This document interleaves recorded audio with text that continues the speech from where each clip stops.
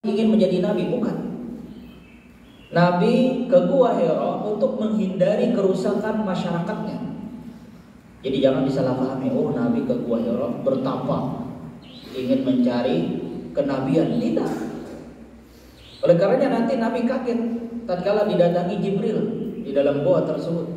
Ya, ini berbeda dengan sebagian orang, oh berarti perkara kenabian itu bisa dicari. Enggak ada, ya.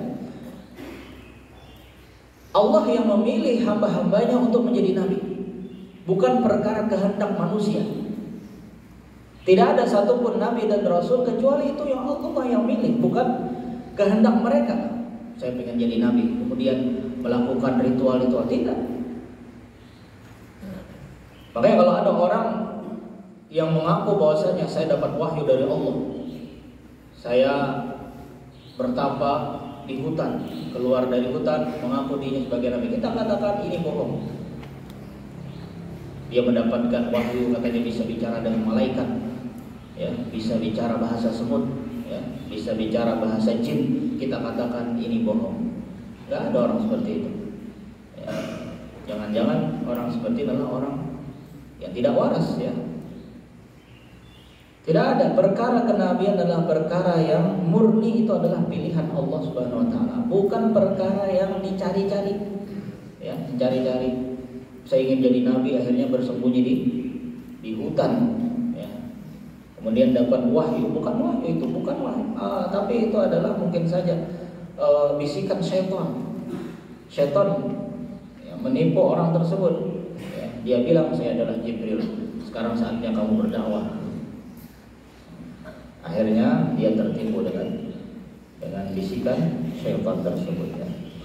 Nah, oleh karenanya Rasulullah Nabi Muhammad, ya, sebelum menjadi nabi banyak keanehan-keanehan yang terjadi yang beliau sendiri pun bingung ini ada apa, ya. Belum lagi beliau teringat di masa kecil pada saat umur 4 tahun tatkala peristiwa dibelahnya dada beliau. Kemudian dibersihkan dada beliau, jantungnya, kemudian dijahit kembali. Ini pun adalah perkara yang sangat sungguh menjadi tanda tanya bagi beliau. Ini ada apa? Ya, waktu kecil dadanya dibelah, kemudian menjelang beliau diangkat sebagai nabi dan rasul, maka beliau juga mengalami keanehan. Ada batu ngasih salam. Kemudian beliau kalau bermimpi-mimpi yang sangat jelas, ya, tanda tanya. Beliau akhirnya menyendiri di Gua Hira, ya. Nah, ini jadi pelajaran buat kita, ya. Jangan sekali-kali kita mendekati keadaan atau kondisi masyarakat yang rusak, ya. Jangan. Ya. Padahal apa sih yang dilakukan oleh Nabi di Gua Hira, ya? Ya paling, ya, beliau merenung saja, ya. Karena kala itu beliau belum diangkat menjadi nabi, ya, tentunya syariat belum turun pada beliau, ya. Makanya tatkala Aisyah mengatakan bahwasanya beliau kala itu di Gua Hira yatahannas, ya. Apa makna yatahannas? Yatahannas artinya beribadah. Terus ibadah apa yang dilakukan oleh beliau di Gua Hira? Maka para ulama menjelaskan ada tiga pendapat, ya. Tiga pendapat, ya. Namun tiga pendapat ini bukan tiga pendapat yang khilaf, ya. Tapi kalau dalam istilah para ulama itu adalah tanawu, berbagai macam, ya. Jadi khilaf itu ada khilaf berbeda pendapat yang khilaf, ada berbeda pendapat yang tanawu, ya. Kalau perbedaan pendapat yang khilaf itu kebanyakan perbedaan pendapat dalam masalah fikih, ya. Yang satu hukumnya wajib, yang satu pendapatnya sunnah. Ini namanya khilaf. Tapi kalau perbedaan pendapat yang tanawu, ya, itu bukan perbedaan pendapat yang khilaf, tapi berbagai macam, ya. Yang satu berpendapat ini, yang satu berpendapat ini, tapi satu sama lain pendapat tersebut saling menguatkan, saling mendukung, ya. Nah, di antara makna yatahannas yang dikatakan Aisyah bahwasanya beliau di Gua Hira yatahannas, itu artinya beribadah. Terus ibadah apa yang beliau lakukan? Sedangkan beliau kala itu belum jadi nabi. Maka kata para ulama, bisa jadi beliau beribadah dengan ibadahnya sebagaimana ibadah yang dilakukan oleh Nabi Ibrahim. Karena beliau mengikuti ajaran Nabi Ibrahim, ya. Entah bagaimana ibadahnya Allah alam, nggak tahu kita, ya. Entah beliau sholat atau berdoa, ya, yang jelas ibadahnya Nabi Ibrahim. Kemudian ada yang berpendapat bahwasanya meninggalkan keburukan masyarakatnya itulah ibadah. Meskipun misalkan di Gua Hira beliau hanya tidur-tiduran, seperti halnya Ashabul Kahfi. Yang mereka lakukan bersembunyi di Gua Hira, apa yang mereka lakukan? Mereka tidur. Tapi itulah ibadah mereka. Bagaimana ibadah mereka? Ya, ibadah mereka meninggalkan kemungkaran yang terjadi di masyarakat. Mereka mengasingkan diri ke Gua Al-Kahfi. Mereka tidur di situ dan itulah ibadah mereka. Ya. Kita kiaskan misalkan di masyarakat, di kampung kita ada acara, ya. Masyarakat kita mengundang artis konser, ya. Diadakan di kampung kita besar-besaran. Ya, mengundang artis terkenal, ya, yang buka aurat apa ini. Orang pada ngumpul di tempat tersebut ingin menyaksikan maksiat. Maka kita tahu ini maksiat. Kita tinggalkan maksiat, nggak mau ikut-ikutan. Saya mending di rumah tidur. Maka inilah ibadah kita kepada Allah Subhanahu wa taala. Meskipun kita hanya tidur, maka tidur kita berpahala. Meskipun kita harus ngorok tidur di rumah, ya. Orang-orang pada ngumpul menyaksikan maksiat, kita menghindari maksiat, kita mending di rumah, kita tidur, ya, kita ngorok, maka tidur kita itu adalah ibadah kepada Allah Subhanahu wa taala, meskipun kita tidak melakukan apa-apa. Maka begitupun juga beliau Muhammad SAW ketika itu berada di Gua Hira, ya mungkin saja beliau santai-santai duduk-duduk. Intinya beliau ingin terhindar dari kemungkaran yang dilakukan oleh masyarakat. Ya, dan itu ibadah kata para ulama. Ya, itu saling mendukung, ya. Bisa jadi beliau mengamalkan ajaran Nabi Ibrahim, mungkin beliau sholat di situ dengan seperti sholatnya Nabi Ibrahim, atau beliau tidak melakukan apa-apa tapi dengan meninggalkan kemungkaran di masyarakatnya, itulah ibadah. Jadi jangan kita pahami bahwa ibadah hanya melaksanakan perintah. Meninggalkan larangan juga termasuk ibadah. Meninggalkan larangan, meninggalkan yang haram, itu juga termasuk ibadah kita kepada Allah. Apa inti dari ibadah kepada Allah? Itu ketundukan kita kepada Sang yang Maha menciptakan kita. Kita tahu ini haram, tinggalkan. Kita tahu ini nggak boleh, ya sudah nggak boleh. Dalam rangka kita tunduk kepada Allah Subhanahu wa taala. Ya. Kemudian pendapat yang ketiga bahwasanya beliau beribadah yaitu dengan berbuat baik kepada orang lain. Ya, karena beliau adalah orang yang dermawan, ya, suka sedekah, ya, suka bantu-bantu orang yang sedang susah. Ya. Ya, memang beliau orang yang baik, ya. Sebelum jadi nabi pun beliau sudah dikenal sebagai orang baik. Ya, senang sedekah, senang bantu-bantu orang susah beliau bantu. Dan itulah ibadah beliau. Ya. Jadi beliau beribadah dengan 3 jenis ibadah tersebut. Baik. Kemudian berlalu 3 tahun, ya.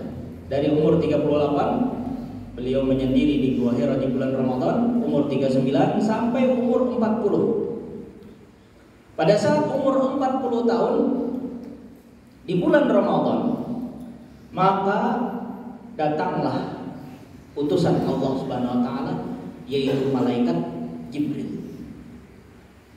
Hatta ja'ahul haqq wa huwa fi ghari Hira. Sampai datang kepada beliau kebenaran.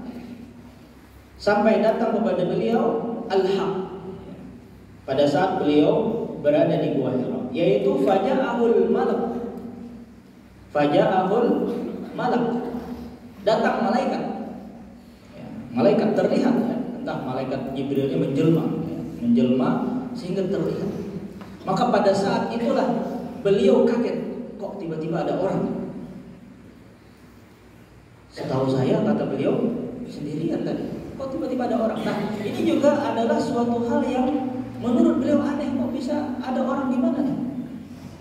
Dan ini menunjukkan bahwa beliau tidak tahu dirinya bakal jadi nabi.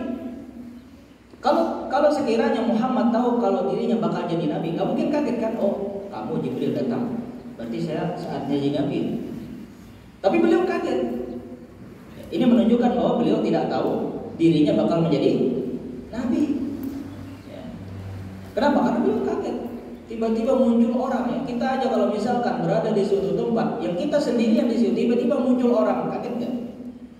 Muncul tuh tiba-tiba. Kita berada dalam kamar sendirian, dikunci pintu kamarnya, tiba-tiba muncul ada seseorang di situ. Dari mana? Ya, Muhammad kaget, siapa nih orang? Tiba-tiba orang tersebut yang malaikat Jibril itu ya.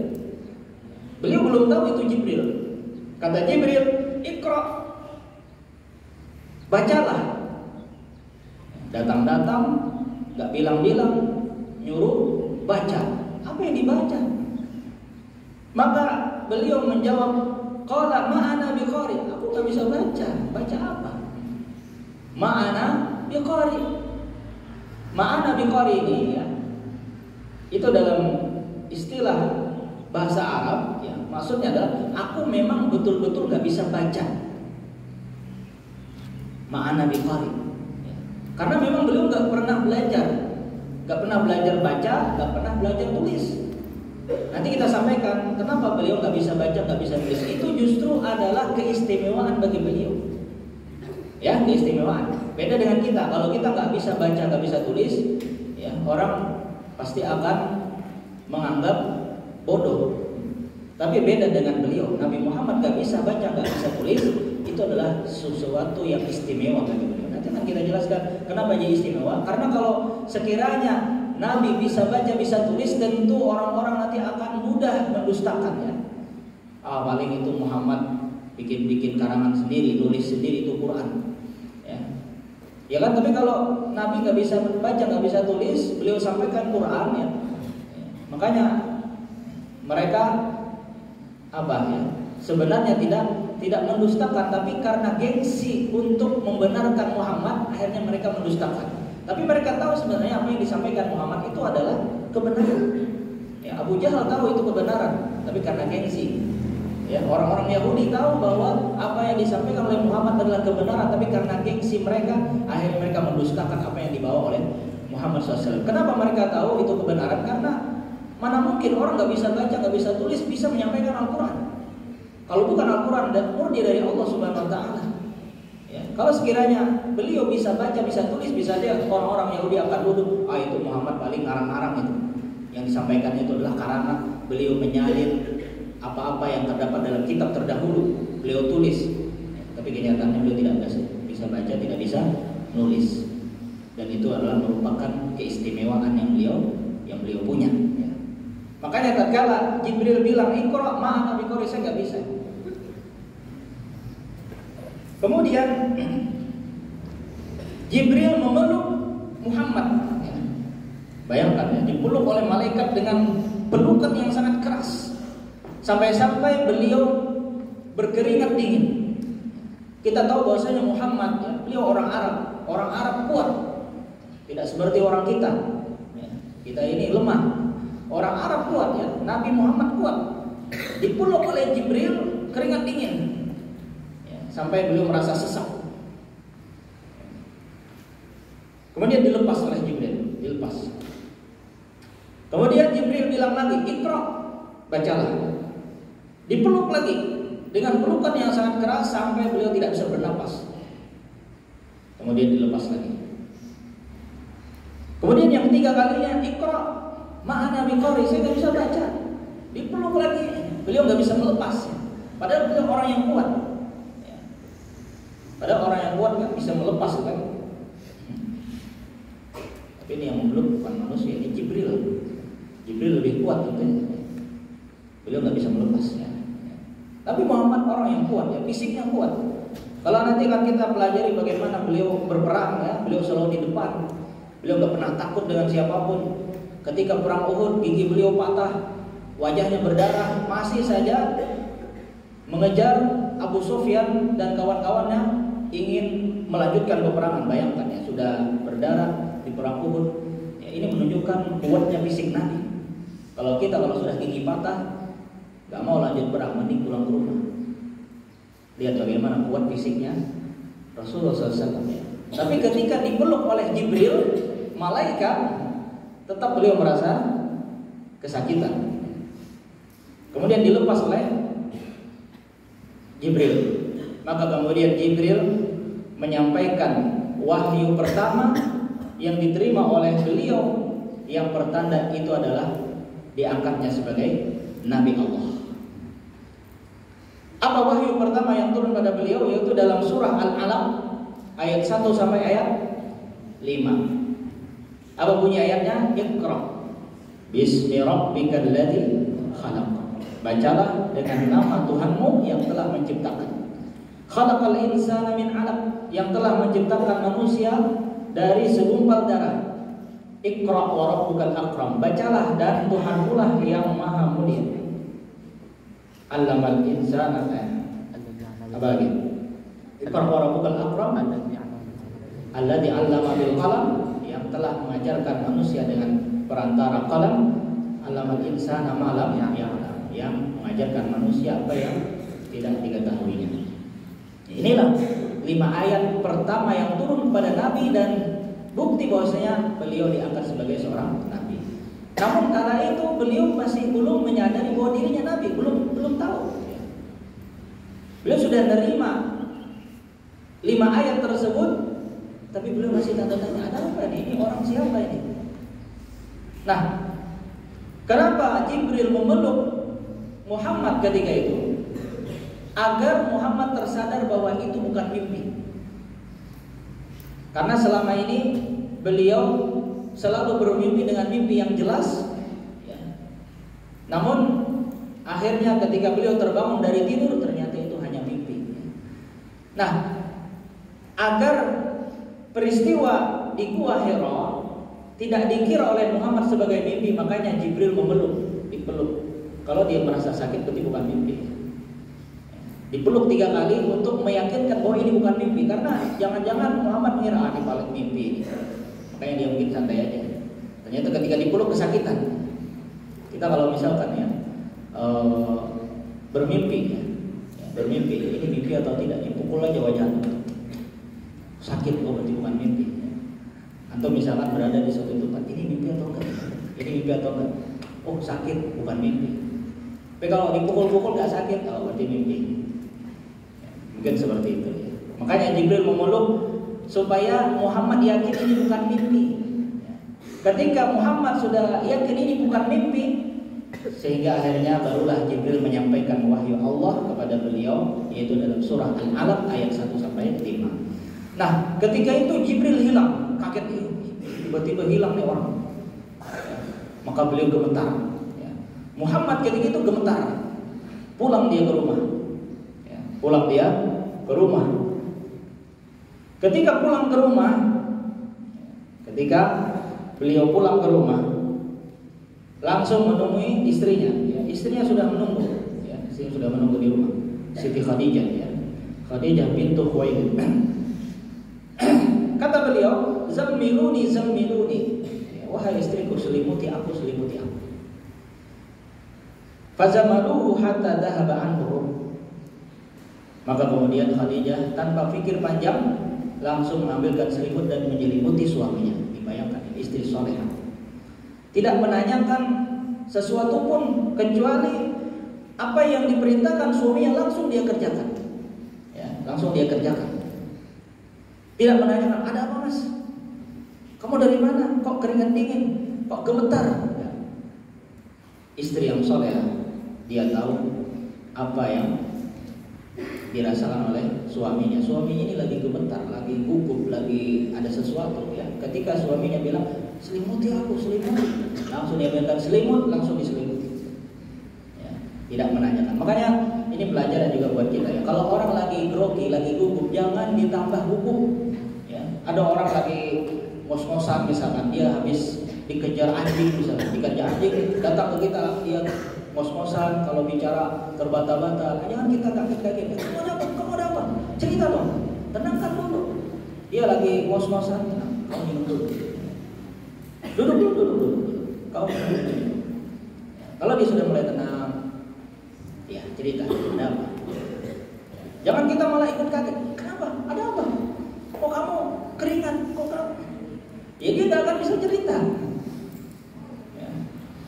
Kita harus tenangkan terlebih dahulu. Lihat Khadijah bagaimana cerdasnya beliau. tatkala melihat kondisi suaminya yang dalam kondisi ketakutan, dalam kondisi gemetar. Apakah Khadijah langsung, ada apa mas? Kok sampai yang seperti ini ya? Kalau orang digituin gimana? Semakin takut ya. Semakin ketakutan dia. Adik kita misalnya, dia habis dikejar ular misalkan, ya. Dia tuh dikejar ular lari. Ada apa teh? Kaget dia. Bukan malah ditolongin, malah ditanya-tanya. Langsung dipeluk adiknya tuh. Tenang, baru dia bisa cerita. Tadi saya dikejar ular, dikejar anjing. Oh gitu ya. Makanya Nabi Muhammad ditenangkan terlebih dahulu. Ketika beliau mulai tenang, barulah beliau berbicara. Khadijah dengan sabar menanti apa yang akan diceritakan oleh suaminya. Khadijah juga tanda tanya, ada apa nih Muhammad? Ada apa suamiku? Kata Rasulullah SAW, laqad khasyitu ala nafsi. Ada apa dengan diriku ini? Aku kok merasa takut. Maka Khadijah kembali dia menenangkan suaminya. Wahai suamiku, kamu gak ada apa-apa. Kamu tenang aja. Ya. Apa kata Khadijah kepada suaminya? Wallahi ma yuhzikallahu abadan. Sungguh demi Allah, Allah tidak akan menghinakanmu. Ini perkataan yang menenangkan hati suaminya ya. Makanya kalau kita ada orang grogi, gugup ya, dia habis dapat masalah ya, jangan kita tambah-tambah masalah pada dia. Dia cerita, saya lagi banyak masalah, lagi ini. Oh wajar ente kok. Ya, semakin ya. Tapi kita tenang, semua masalah ada solusinya ya. Orang kalau digituin gimana? Tenang kan? Beda kalau digugup-gugupi ya. Digugup-gugupi, semakin ditakut-takuti ya. Dia lagi sakit ya, orang lagi sakit kena penyakit. Saya ini sakit udah lama ya. Pusing sekali kepala saya ini. Oh itu jangan-jangan nanti sebentar lagi kamu mati ya. Orang semakin sakit badannya ya sudah, dia gak semangat hidup ya. Tapi kalau tenang, semua penyakit ada obatnya. Ente jangan khawatir, minta sama Allah sembuh. Tenang nggak orang seperti itu? Tenang, bisa jadi langsung sembuh ketika itu ya. Diberikan semangat. Makanya ketika beliau bertanya kepada istrinya, wahai istriku, ada apa denganku ini? Bahkan ketika itu sampai-sampai beliau mengira dirinya gila ya, karena mengalami keanehan-keanehan. Bahkan sejak kecil beliau mengalami keanehan ya, semenjak umur 4 tahun dibelah dada beliau. Kemudian beliau pernah mengalami peristiwa batu ngasih salam. Kemudian di Gua Hira pada saat sendiri datang orang, yaitu adalah Jibril, memeluknya. Jangan-jangan saya ini gila. Kata Khadijah, enggak, kamu enggak gila kok. Kalau orang, oh memang kayaknya gila kamu ini. Kamu tadi bilang apa? Batu ngasih salam. Wah gila. Kamu tadi bilang apa? Di Gua Hira ada orang meluk-meluk kamu, ya, sampai kamu nggak bisa bernapas. Wah, jangan-jangan suamiku gila nih. Kira-kira kalau digituin gimana Muhammad? Ya, Muhammad, oh ya kayaknya saya gila beneran nanti. Tapi lihat Khadijah, masya Allah, Allah pilihkan istri untuk Rasulullah SAW adalah istri yang soleh. Khadijah, dia bisa menenangkan suaminya. Wahai suamiku, enggak, Allah tidak akan menghinakan kamu. Bukankah kamu adalah orang baik? Khadijah memuji suaminya, menyebutkan kebaikan-kebaikan yang dilakukan oleh suami. Wahai suami, kamu ini orang baik. Kamu suka sambung silaturahim, kamu suka bantu orang susah, kamu dermawan, kamu suka sedekah. Allah nggak mungkin menghinakan kamu. Akhirnya apa? Barulah Muhammad percaya diri lagi. Jadi gitu ya, kalau kita nih ada orang yang tidak merasa percaya diri, ya, jangan ditambah dia semakin tidak percaya diri. Ada teman kita misalkan nggak terlalu pinter, ya mungkin dia kurang dalam hal pelajaran ya. Ya kenapa saya ini kok saya nggak paham pelajaran ya? Wah memang jelas kamu ini nggak pinter. Ya. Gimana kamu mau pinter ya? Akhirnya orang nggak semangat ya sudah. Tapi kalau kita katakan seperti ini, tenang, ya. Insya Allah kamu akan menjadi orang yang paham tentang pelajaran. Asal kamu belajar. Kita puji dia kan, kita sanjung supaya dia semangat. Ya, jangan sampai akhirnya dia semakin minder, tidak ya. Ya, jangan sampai lihat Rasulullah disanjung oleh istrinya sehingga beliau kemudian muncul lagi kepercayaan dirinya. Ya, tatkala beliau sudah mulai tenang, ya sudah mulai agak mendingan, ya sudah mulai tenang, ya tanda tanya yang ada dalam benak beliau, peristiwa-peristiwa yang beliau alami sudah mulai terjawab. Tapi beliau belum menyadari bahwa diri beliau sebagai nabi, ya. Ingat, beliau belum tahu kalau diri sebagai nabi. Sampai akhirnya Khadijah punya inisiatif untuk bertanya kepada sepupunya, ya. Karena beliau Khadijah istri Nabi punya sepupu namanya Waraqah bin Naufal. Waraqah bin Naufal seorang Arab, orang Quraisy. Namun di masa jahiliyah dia masuk agama Nasrani. Dia mungkin tertarik dengan agama Nasrani, ya. Dia tertarik untuk mempelajari Injil. Tapi Injil yang beliau pelajari ketika itu adalah Injil murni, yang betul-betul ajaran Nabi Isa, bukan Injil-Injil yang sudah dirubah oleh orang-orang Nasrani. Karena ketika itu ajaran Injil pun juga sudah terpecah. Ya. Hanya sebagian yang masih mengamalkan Injil yang murni. Di antaranya yang mengamalkan Injil yang murni ajaran Nabi Isa adalah Waraqah bin Naufal, seorang Arab Quraisy, yaitu adalah beliau sepupunya Khadijah. Yang kala itu usia Waraqah bin Naufal sudah sepuh, sudah tua. Bahkan dikatakan Waraqah ketika itu sudah mulai buta, tidak bisa melihat. Ya. Tapi dia hafal Injil. Ya. Dia tahu ajaran Nabi Isa, mentauhidkan Allah. Pada saat ajaran Injil ketika itu sudah dirubah, Injil sudah dirubah oleh pastor, oleh pendeta, menyekutukan Allah, rusak sudah. Maka kemudian Khadijah datang bersama suaminya ke rumah Waraqah bin Naufal. Kemudian Khadijah menyampaikan kepada Waraqah, wahai sepupuku, dengarkanlah cerita dari anak pamanmu ini. Ya, dengarkan cerita dari anak pamanmu ini. Ya. Maksudnya ya anak paman, ya sepupu kan. Ya, ini suamiku mau menceritakan sesuatu yang dialaminya. Maka kemudian Muhammad bercerita apa yang dialaminya selama ini. Maka tatkala beliau menceritakan apa yang dialami selama ini, keanehan-keanehan diceritakan semuanya secara detail, maka kemudian Waraqah menyimpulkan, oh, yang datang di Gua Hira menemui kamu itu adalah namus. Kata Waraqah bin Naufal, namus. Mungkin namus itu bahasa Injil yang artinya Jibril. Waraqah menyebut namus. Itulah namus yang pernah datang kepada Nabi Musa. Maksudnya apa? Jibril.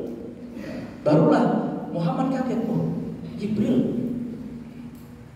Maka kemudian kata Waraqah, sungguh jika aku panjang umur, dan menjumpaimu nanti berdakwah. Maksudnya kalau aku panjang umur dan menjumpaimu, diangkat sebagai rasul, ya. Diangkat sebagai rasul. Kalau diangkat sebagai rasul nanti sudah berdakwah. Aku akan mengikuti ajaranmu. Aku akan beriman kepadamu dan masuk agamamu, dan aku akan tinggalkan Injil. Karena memang harus seperti itu, ya. Ketika siapapun diutusnya Muhammad SAW, maka tidak ada lagi ajaran Injil, tidak ada lagi ajaran Taurat. Semua harus mengikut ajaran Muhammad SAW. Oleh karenanya orang-orang yang betul-betul mempelajari Injil yang asli pasti paham. Ya, makanya kenapa Waraqah bilang seperti itu? Karena dia baca di Injil. Bukankah di kitab Injil dijelaskan sebagaimana yang Allah Subhanahu Wa Taala sampaikan dalam Quran surah As-Saff? Tatkala Allah Subhanahu Wa Taala berfirman, wa idz qala Isa ibnu Maryam ya bani Israil inni rasulun alaikum.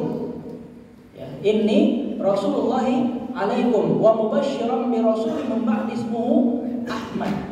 Tatkala Isa bin Maryam berkata kepada kaumnya Bani Israel, wahai Bani Israel, sungguh aku ini adalah rasul bagi kalian, dan aku akan berikan kabar gembira pada kalian bahwa akan datang setelahku seorang nabi yang bernama Ahmad. Jadi sudah diceritakan dalam kitab Injil bahwa akan datang nabi terakhir, yang mana kalau datang nabi terakhir tersebut semua harus ikut. Gak boleh lagi ikut Injil, Taurat. Makanya orang-orang Yahudi paham. orang-orang Yahudi membaca kitab Taurat, mereka membaca kitab Injil, mereka tahu bakalan ada nabi terakhir yang mana disebutkan dalam kitab mereka bahwasanya nabi terakhir tersebut akan berpindah tempat yang banyak ditumbuhi pepohonan kurma, ya, yaitu di Madinah. Bukankah Nabi akhirnya hijrah ke Madinah? Makanya tatkala Nabi hijrah ke Madinah, di situ sudah bercokol 3 suku besar orang-orang Yahudi. Kenapa orang-orang Yahudi lebih dulu menempati Madinah ketimbang Nabi? Karena mereka tahu bahwa disinilah tempat bakalan Nabi terakhir hijrah. Mereka menantikan itu. Mereka menantikan, ya. Makanya mereka sangat tahu kebenaran yang dibawa oleh Muhammad. Namun tatkala Nabi terakhir tersebut bukan berasal dari bangsa mereka, mereka mengira Nabi terakhir berasal dari Bani Israel. Namun ternyata Nabi terakhir berasal dari bangsa Arab. Akhirnya mereka mendustakan, ternyata orang Arab. Kenapa nggak dari Bani Israel? Akhirnya mereka mendustakan. Ini kita musuhi aja gitu. Makanya orang-orang Yahudi sampai sekarang nggak mengakui Muhammad sebagai Nabi. Karena satu alasan, karena Nabi Muhammad bukan orang Bani Israel, tapi orang Arab. Ya, akhirnya mereka tidak beriman. Ya. Nah, tapi bagi orang yang betul-betul faham, dia pasti akan beriman. Ya. Waraqah bin Nawfal mengetahui kebenaran yang akan dibawa oleh Muhammad Sallallahu Alaihi Wasallam. Kata Waraqah, sungguh aku akan bela kamu nanti. Namun tidak lama kemudian Waraqah bin Nawfal meninggal dunia. Tidak sempat menjumpai beliau diangkat sebagai Rasul Allah, tidak sempat, keburu meninggal. Namun Rasulullah SAW pernah bersabda tentang bagaimana nasib Waraqah bin Nawfal di akhirat. Kata Nabi Muhammad SAW, Inna Waraqah bin Nawfal fil jannah. Waraqah bin Nawfal masuk surga. Cuma masuk surganya tidak sebagai pengikut Muhammad, tapi sebagai pengikut Nabi Isa alaihissalam. Jadi agama Islamnya adalah agama Islamnya Nabi Isa. Ya, kenapa? Karena Waraqah bin Nawfal tidak sempat menemui Muhammad diangkat sebagai Rasul, tapi dia orang beriman. Di masa jahiliyah dia orang beriman, tapi dia sebagai pengikut Nabi Isa. Ya. Dan dia juga sudah bertekad, kalau aku menemui Muhammad menjadi Rasul, aku akan jadi pengikutnya. Aku akan jadi seorang Muslim sebagai pengikutnya Nabi Muhammad. Ya. Namun beliau tidak sempat menemui, keburu meninggal. Tapi beliau termasuk di kalangan orang yang masuk ke dalam surga karena beliau adalah seorang Muslim yang mengikuti ajaran Nabi Isa yang murni. Ya. Makanya kalau sekarang ada orang penginjil agama Nasrani, agama Yahudi yang mereka mempelajari Injil, mereka katakan kami juga mengikuti ajaran Nabi kami, kita katakan bohong. Bukankah Nabi kalian dulu menyampaikan kalau datang Rasul terakhir, kalian harus beriman kepada Nabi terakhir. Gak boleh kalian beriman kepada Nabi-Nabi terdahulu lagi. Sudah selesai.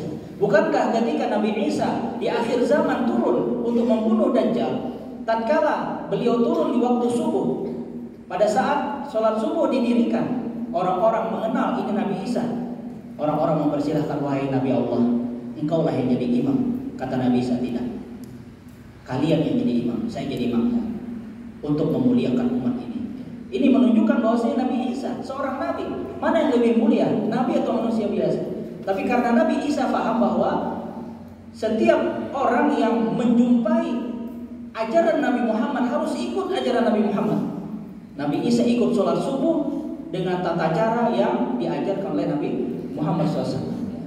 Maka kalau kita katakan pada orang-orang Nasrani sekarang, bukankah Nabi kalian di akhir zaman ketika turun beliau ikut ajaran Nabi Muhammad SAW? Kenapa kalian tidak mengikuti ajaran Nabi Muhammad SAW? Kalian masih bersikeras dengan ajaran Nabi Isa. Bahkan ajaran Nabi Isa yang kalian katakan adalah ajaran Nabi Isa yang sudah kalian rubah. Nabi Isa nggak pernah mengajarkan bahwa dirinya dianggap sebagai Tuhan. Bukankah beliau mengatakan pada kaumnya kala itu, Inni Rasulullah alaikum. Ya, aku adalah utusan Allah. Ya. Aku adalah utusan Allah. Atani kitab. Saya diberikan kitab Injil. Ya. Gak ada Nabi Isa pernah mengaku saya adalah anak Tuhan. Ada? Gak ada. Orang-orang Nasrani saja yang menganggap bahwa Isa adalah anak Tuhan. Ini adalah kekufuran yang sangat nyata. Ya. Karena tidak pernah beliau mengajarkan Trinitas. Makanya kalau orang Nasrani itu ngerti tentang bagaimana ajaran Nabi Isa sebenarnya, pasti mereka masuk Islam. Atau bahwa ada keluarga orang Nasrani, orang Kristen, dakwahi. Permasalahannya cuma di Nabi Isa. Mereka anggap Tuhan, kalau kita dia anggap sebagai Rasulullah. Ini Abdullahi atani kita, aku adalah hamba Allah, nggak ada. Ini Ibnullah, nggak ada. Ya. Kalau sekiranya Nabi Isa anak Tuhan, pasti dia akan menyampaikan pada kaumnya, ini Ibnullah. Ada seperti itu? Tapi beliau mengatakan, ini Abdullah, aku adalah hamba Allah. Ya. Itu saya perhatikan. Kalau kita ingin debat orang Nasrani, gampang. Permasalahan kita cuma di Nabi Isa. Kalian Nabi Isa kalian anggap sebagai anak Tuhan, kami orang Islam menganggap bahwasanya Nabi Isa adalah hamba Allah dan utusan Allah. Itu saja. Kalau sekiranya itu Nabi Isa anak Tuhan, buktikan mana bukti bahwa dia anak Tuhan. Kalau dia mengatakan bukankah Nabi Isa lahir tanpa bapak, kita katakan ada yang lebih hebat daripada Nabi Isa, dilahirkan, diciptakan tanpa ayah dan ibu Nabi Adam.